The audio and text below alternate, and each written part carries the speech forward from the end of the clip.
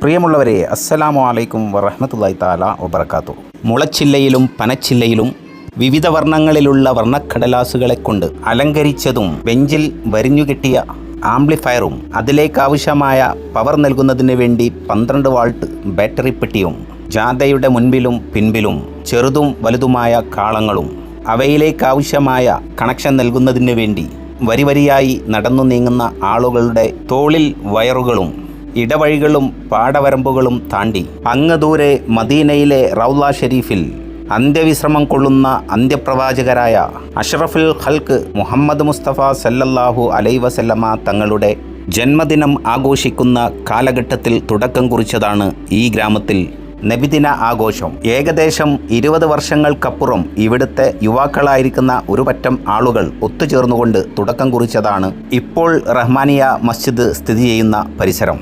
നബിദിന ആഘോഷം തുടക്കം കുറിച്ച നാൾ മുതൽ ഈ വർഷവും അതിവിപുലമായി നബിദിന ആഘോഷം അവർ കൊണ്ടാടി. അതിനിടയിൽ ഈ ഗ്രാമത്തിൽ സംഭവിച്ച ആത്മീയ മാറ്റങ്ങളും ആത്മീയ പുരോഗമനങ്ങളെക്കുറിച്ചാണ് നമ്മൾ ഈ കൊച്ചു വീഡിയോയിലൂടെ പരിചയപ്പെടാൻ പോകുന്നത്.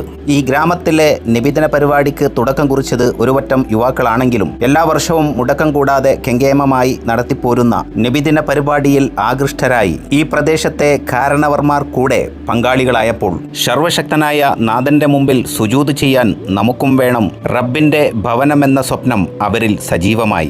അവരുടെ സ്വപ്നം പൂവണിയുന്നതിന് വേണ്ടി അവർക്കാദ്യമായി വേണ്ടത് പള്ളി നിർമ്മിക്കാനുള്ള സ്ഥലമായിരുന്നു. അതിനുവേണ്ടി അവർ ഇടത്തടത്തിൽ ബാപ്പുട്ടിക്കയുടെ നേതൃത്വത്തിൽ അന്വേഷണം ആരംഭിച്ചു. പള്ളി നിർമ്മിക്കാൻ അനുയോജ്യമായ സ്ഥലം അവർ കണ്ടെത്തുകയും അതിൻ്റെ ഉടമയായ എടലക്കാട്ട് പോക്കർ ഹാജിയെ സമീപിക്കുകയും ഉണ്ടായി. അവരുടെ ആവശ്യങ്ങൾക്ക് മുന്നിൽ പൂർണ്ണ സപ്പോർട്ടുമായി പോക്കർ ഹാജി കടന്നുവന്നു. പള്ളിക്കാവശ്യമായ സ്ഥലം അദ്ദേഹം വഖഫ് നൽകി. അങ്ങനെ അവരുടെ ഗ്രാമത്തിൽ അറബിയുടെ സഹായവും നാട്ടുകാരുടെയും പ്രവാസി സുഹൃത്തുക്കളുടെയും അകമഴിഞ്ഞ പിന്തുണയിൽ റഹ്മാനിയ മസ്ജിദ് എന്ന നാമധേയത്തിൽ അവരും നിർമ്മിച്ചു ഒരു പള്ളി. ഇവിടെ നമ്മൾ ചിന്തിക്കേണ്ട വിഷയം, വർഷങ്ങൾക്ക് മുമ്പ് ഒരു കൂട്ടം ചെറുപ്പക്കാരുടെ മനസ്സിലുദിച്ച ആശയമാണ് അവരുടെ ഗ്രാമത്തിലും ഒരു നബിദിനം എന്നുള്ളത്.